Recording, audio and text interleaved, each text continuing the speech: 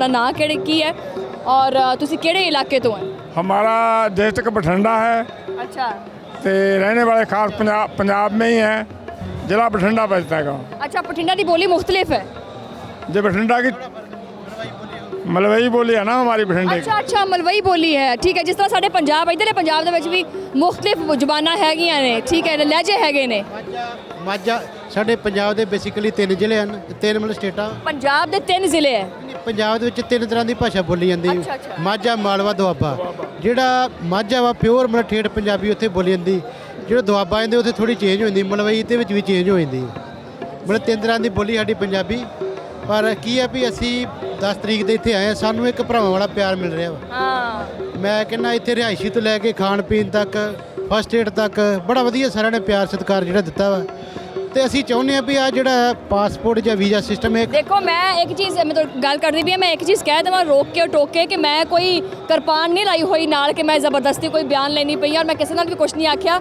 ਇਹ ਇਹਨਾਂ ਦੀ ਆਪਣੀ ਜ਼ੁਬਾਨ ਹੈ। ਹਾਂ, ਆਪਣਾ ਜਿਹੜਾ ਦਿਲ ਦੀ ਗੱਲ ਹੈ ਉਹ ਕਰਦੇ ਪਏ ਨੇ। ਅਗਰ ਕਿਸੇ ਨੂੰ ਕੋਈ ਗਿਲਾ ਸ਼ਿਕਵਾ ਹੈਗਾ ਹੈ ਤੇ ਮੈਂ ਇਹ ਨਹੀਂ ਕਹਿੰਦੀ ਤੁਹਾਡੇ ਕੋਲ ਪਾਕਿਸਤਾਨ ਵੱਲੋਂ ਇੰਤਜ਼ਾਮਾਤ ਵੱਲੋਂ ਕੋਈ ਗਿਲਾ ਸ਼ਿਕਵਾ ਹੈਗਾ ਤੇ ਤੁਸੀਂ ਉਹ ਵੀ ਕਹਿ ਸਕਦੇ ਆ। ਨਹੀਂ, ਗਿਲਵਾ ਸ਼ਿਕਵਾ ਕੋਈ ਨਹੀਂ, ਬੜਾ ਵਧੀਆ ਪ੍ਰਬੰਧ ਹੈ ਜੀ ਸਾਰਾ। ਪਹਿਲਾਂ ਨਨਕਾਣਾ ਸਾਹਿਬ ਅਸੀਂ ਸਟੇ ਕੀਤਾ 2 ਦਿਨ ਦਾ, ਉੱਥੇ ਵੀ ਖਾਣ ਪੀਣ ਦਾ ਵਧੀਆ ਪ੍ਰਬੰਧ ਹੈ, ਰਿਹਾਇਸ਼ ਦਾ ਬਹੁਤ ਵਧੀਆ ਪ੍ਰਬੰਧ ਹੈ, ਮੈਡੀਕਲ सहूलतों का बहुत प्रबंध है। जो एक बात और है जी, हाँ। हम इसलिए काम आने लगे को हमारे को जितने गुरुद्वारे हैं, जैसे ननकाना साहब में छोड़ते हैं 1-2 दिन खुला छोड़ते हैं, तो लाहौर में भी हमारे को 2 दिन खुला देने ना। लाहौर तो हमारे को 5 घंटे 6 घंटे नहीं छोड़ते। जब हमारे को देखने को हम लाहौर आते हैं तो हम देखने को लाहौर ही नहीं मिलता। ये लाहौर की बहुत गल होंदी है, बहुत लोग गिला शिकवा करते हैं। और मैं जी पाकिस्तानी गवर्नमेंट हैगी है, वज़ीर आज़म शहबाज शरीफ साहब ने और वज़ीर आला पंजाब मरियम नवाज़ साहिबा ने, मैं चाहूँगी कि एक क्लिप जो खास करके उन्होंने वाल जाए ताकि बेहतरीन इंतजाम किए हैं, सिक्योरिटी भी दी है, हर चीज़ का एक अच्छा बंदोबस्त किया है, तजीनो जी आराइश है वो भी अच्छी बेहतरीन की गई है। अगर कोई गिला शिकवा रहा है साड़ी सरजमीन के उत्ते, साढ़े पाकिस्तान के उत्ते कोई भी बंदा आवे तो उन्होंने गिला कोई नहीं रहना चाहिए। मैं तो ये कहना चाहनी है। अच्छा, हम सिख ते मुसलमान है ना, हमारा खून एक ही है, हिंदू से भी हिंदू, हम ऐसे नहीं बोलते हिंदू का खून नहीं मिलता, सिख और मुसलमान का खून मिलता है। हम ऐसे सही बोलते हैं। कहने के बाद अब देखने लिए हम आते हैं। अच्छा, थोड़े कहने का मतलब ये है कि असी अपना गुरुद्वारे के उत्ते आके अपनी ज़ियारतां कर लिए, असीं मत्था टेक लिए, फिर असीं घूमना फिरना चाहते, तो घूमन दिओ। बाज़ारां दे विच भी मतलब आम दी तरह जिद्दां असीं इंडिया दे विच जाने आ, इदां दे के माहौल पैदा करना चाहिए भी असीं आसे पासे जा सकीए, बाज़ारां दे विच दही भल्ले खा सकीए, जेहड़े समोसे खा सकीए, जेहड़े लाहौर दे खाने दाने दा बड़ा जिक्र है ना, सारे वर्ल्ड दे विच जिक्र है, ते असीं भी चाहुंदे आ लस्सी जिहड़ी है, असीं भी चाहुंदे लस्सी पीए जाके, मक्खन दे पेड़े खाइए जां होर जे चीज़ां वो खाइए।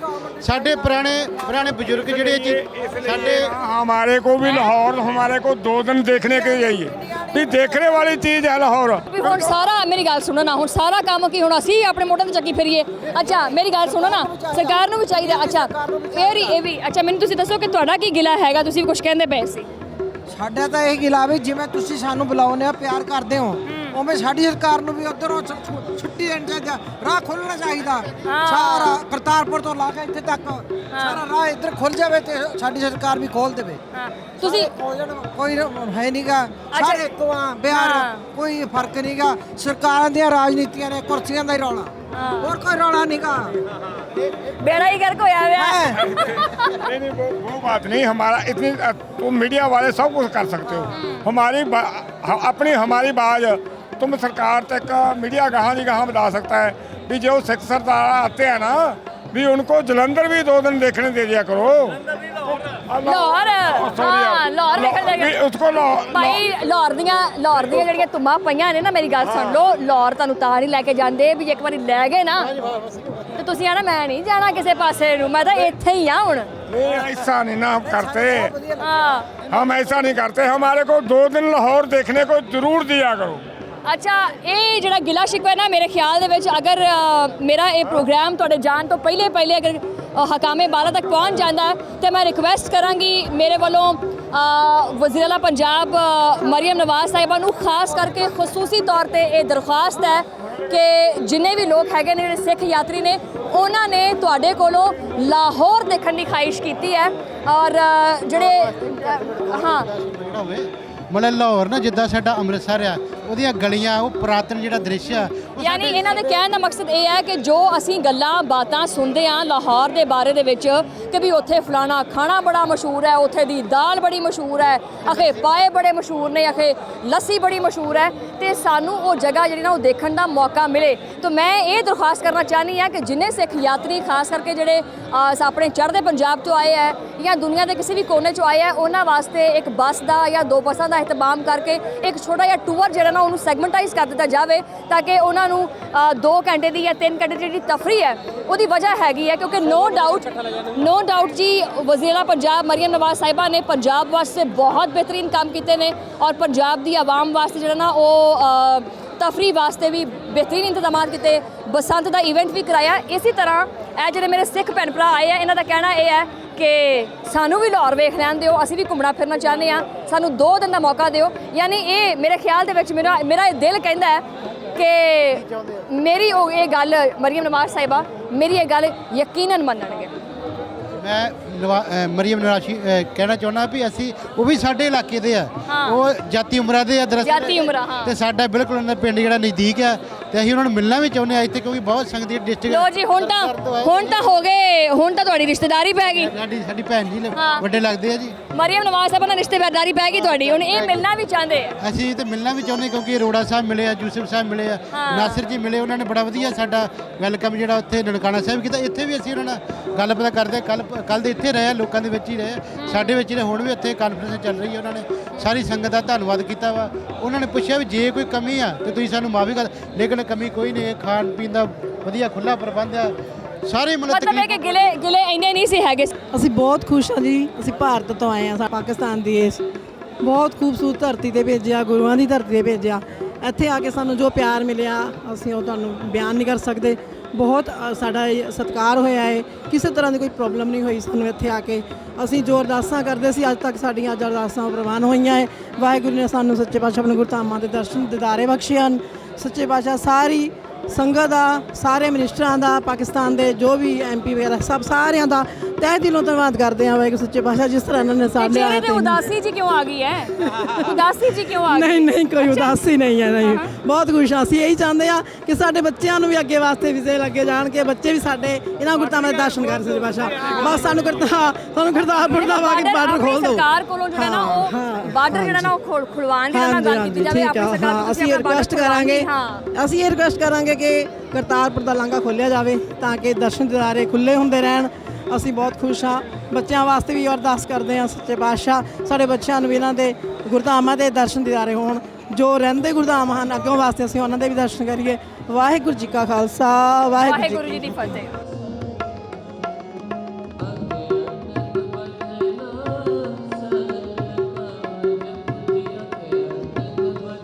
ਮੈਨੂੰ ਤਾਂ ਆਪ ਵੀ ਲੱਗੀ ਹੈ ਭੁੱਖ, ਕਿਉਂਕਿ ਅੱਲਾ ਨੇ ਲਾਇਆ ਇਹ ਢਿੱਡ ਵੀ ਜਿਹਦੇ ਤੱਕ ਇਹਦੇ ਵਿੱਚ ਕੁਝ ਪਾਈਏ ਨਾ ਤੇ એનર્ਜੀ ਨਹੀਂ ਬਹਾਲ ਹੋਣੀ।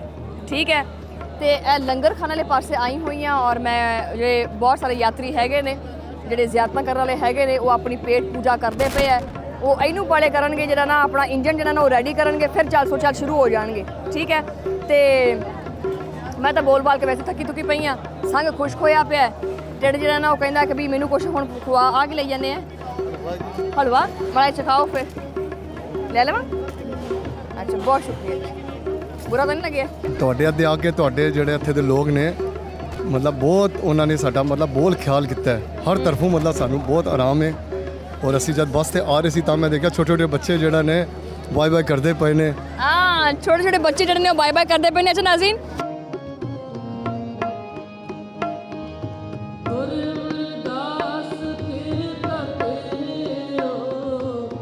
ਧੁੱਪ ਵਾਵਾ ਜ਼ਿਆਦਾ ਹੈ, ਗਰਮੀ ਕੋਈ ਨਹੀਂ ਖਾਸ ਤਾਂ ਨਹੀਂ ਲੱਗਦੀ ਪਈ, ਲੇਕਿਨ ਮੈਨੂੰ ਜਿਹੜਾ ਨਾ ਸਾਹ ਮੈਨੂੰ ਚੜ ਗਿਆ ਤੇ ਮੈਨੂੰ ਗਲਾ ਖੁਸ਼ਕ ਹੁੰਦਾ ਪਿਆ ਤੇ ਮੇਰਾ ਪਾਣੀ ਪੀਣ ਨੂੰ ਦਿਲ ਕਰਦਾ ਪਿਆ। ਤੇ ਮੈਂ ਜਿਵੇਂ ਇਹ ਸੋਚਿਆ ਨਾ ਕਿ ਯਾਰ ਮੈਂ ਪਾਣੀ ਪੀਣਾ ਹੈ, ਮੈਂ ਇੱਧਰਲੇ ਪਾਸੇ ਸਿਰ ਘੁਮਾਇਆ ਆਪਣਾ ਤੇ ਪਾਣੀ ਉਧਰ ਵਿਖਾਓ ਨਾ ਜ਼ਰਾ। ਮੈਂ ਕਸਮੇ ਇਹ ਚੀਜ਼ ਦਿਲੋਂ ਸੋਚੀ ਹੈ ਕਿ ਹਾਏ ਮੈਂ ਪਾਣੀ ਪੀ ਲਵਾਂ ਕਿਤੋਂ, ਤੇ ਪਾਣੀ ਵੰਡੀ ਜਾ ਰਹੇ ਜੀ। ਹੈ ਮੈਨੂੰ ਨਾ ਬਹੁਤ ਤੇਜ਼ ਲੱਗੀ ਹੋਈ ਹੈ।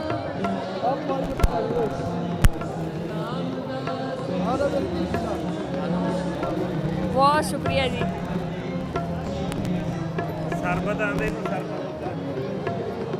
ਅੱਛਾ, ਇਹਨੂੰ ਸ਼ਰਬਤ ਕਹਿੰਦੇ ਆ। ਹਾਂਜੀ ਹਾਂਜੀ ਸਰਬਤ ਕਹਿੰਦੇ ਆ ਜੀ। ਇਹ ਜਿਹੜਾ ਤੁਸੀਂ ਮੈਨੂੰ ਆਪਣੇ ਹੱਥਾਂ ਨਾਲ ਜਿਹੜਾ ਪਾਣੀ ਪਿਆਇਆ ਹੈ ਨਾ, ਇਹ ਸਾਰੀ ਜ਼ਿੰਦਗੀ ਨਹੀਂ ਭੁੱਲਾਂਗੀ। ਇਹ ਤਾਂ ਮੇਰੇ ਤੇ ਸਾਨ ਰਿਹਾ, ਹੁਣ ਲਾਵਾਂ ਕਿਵੇਂ?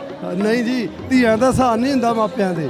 ਤੂੰ ਸਾਡੀ ਧੀ ਆ ਨਾ। ਆਪ ਤੁਸੀਂ ਮੈਨੂੰ ਜਾਣਦੇ ਆ, ਤੂੰ ਕਿਹਾ ਮੈਂ ਸਿਰਫ ਕਿਹਾ ਕਿ ਮੈਂ ਪਾਣੀ ਪੀਣਾ, ਤੁਸੀਂ ਕਿਹਾ ਮੈਂ ਪਿਆ ਦੇਣਾ ਵਾ। ਨਹੀਂ ਜੀ, ਸਿੱਖ ਜਾਣਦੇ ਨਹੀਂ ਹੁੰਦੇ, ਸਿੱਖ ਹਰ ਇੱਕ ਨੂੰ ਪਿਆਉਂਦੇ ਆ। ਭਾਈ ਕਨ੍ਹਈਆ ਜੀ ਕਿਸੇ ਨੂੰ ਜਾਣਦੇ ਨਹੀਂ, ਜੋ ਜਲ ਛਕਾਉਂਦੇ ਸੀ ਨਾ, ਉਹ ਵੈਰੀ ਨੂੰ ਪਿਆਉਂਦੇ, ਦੁਸ਼ਮਣ ਨੂੰ ਪਿਆਉਂਦੇ, ਸਾਰਿਆਂ ਨੂੰ ਜਲ ਛਕਾਉਂਦੇ। ਸਾਡੀ ਪਰੰਪਰਾ ਵਾ ਜਲ ਛਕਾਉਣਾ। ਹਾਂ, ਤੇ ਸਾਡਾ ਜਿਹੜਾ ਧਰਮ ਹੈਗਾ ਉਹ ਵੀ ਅਮਨ ਦਾ, ਭਾਈਚਾਰੇ ਦਾ, ਪਿਆਰ ਦਾ ਜਿਹੜਾ ਪੈਗਾਮ ਦਿੰਦਾ ਹੈ। ਜ਼ਿੰਦਗੀ ਰਹੀ ਤਾਂ ਕਦੀ ਅੱਜ ਤੋਂ 10 ਸਾਲ ਬਾਅਦ, 12 ਸਾਲ, 50 ਸਾਲ ਬਾਅਦ ਅੱਲਾਹ ਤੁਹਾਨੂੰ ਜ਼ਿੰਦਗੀ ਦੇਵੇ। ਇਸ ਪਾਣੀ ਦਾ ਜਿਹੜਾ ਸਾਹ ਲੈਣਾ ਹੈ ਤੁਹਾਡਾ, ਇਹ ਲਾਵਾਂਗੇ ਜ਼ਰੂਰ। ਠੀਕ ਹੈ ਧੀਏ, ਠੀਕ ਹੈ ਨਾ? ਜਿਉਂਦੀ ਰਹੋ। ਬਹੁਤ ਸ਼ੁਕਰੀਆ ਜੀ।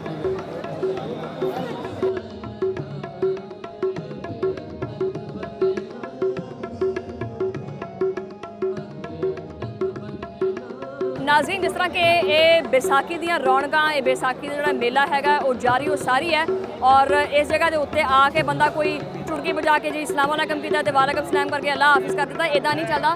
ਬਹੁਤ ਚੀਜ਼ਾਂ ਦੇਖਣੀਆਂ ਹੁੰਦੀਆਂ, ਲੋਕਾਂ ਨਾਲ ਗੱਲਾਂ ਪਤਾ ਕਰਨੀਆਂ ਹੁੰਦੀਆਂ। ਔਰ ਤੁਸੀਂ ਦੇਖੋ ਕਿ ਜਿਹੜੇ ਮੇਰੇ ਆਸੇ ਆਲੇ ਦੁਆਲੇ, ਜਿਹੜਾ ਮੇਰੇ ਪ੍ਰੋਗਰਾਮ ਦਾ ਨਾਮ ਹੈ ਚਾਰ ਚੁਫੇਰੇ, ਮੇਰੇ ਚਾਰ ਚੁਫੇਰੇ ਜਿਹੜਾ ਇੱਕ ਮੇਲਾ ਲੱਗਿਆ ਹੋਇਆ ਸੀ, ਉਸ ਮੇਲੇ ਦੇ ਕਰਕੇ ਸਾਰਾ ਪ੍ਰੋਗਰਾਮ ਪੂਰਾ ਹੋ ਗਿਆ। ਲੇਕਿਨ ਤੁਸੀਂ ਟੈਨਸ਼ਨ ਨਹੀਂ ਲੈਣੀ, ਪ੍ਰੋਗਰਾਮ ਖਤਮ ਨਹੀਂ ਹੋਇਆ। ਮੈਨੂੰ ਤੁਹਾਡੇ ਕੋਲੋਂ ਥੋੜੀ ਜਿਹੀ ਇਜਾਜ਼ਤ ਚਾਹੀਦੀ ਹੈ।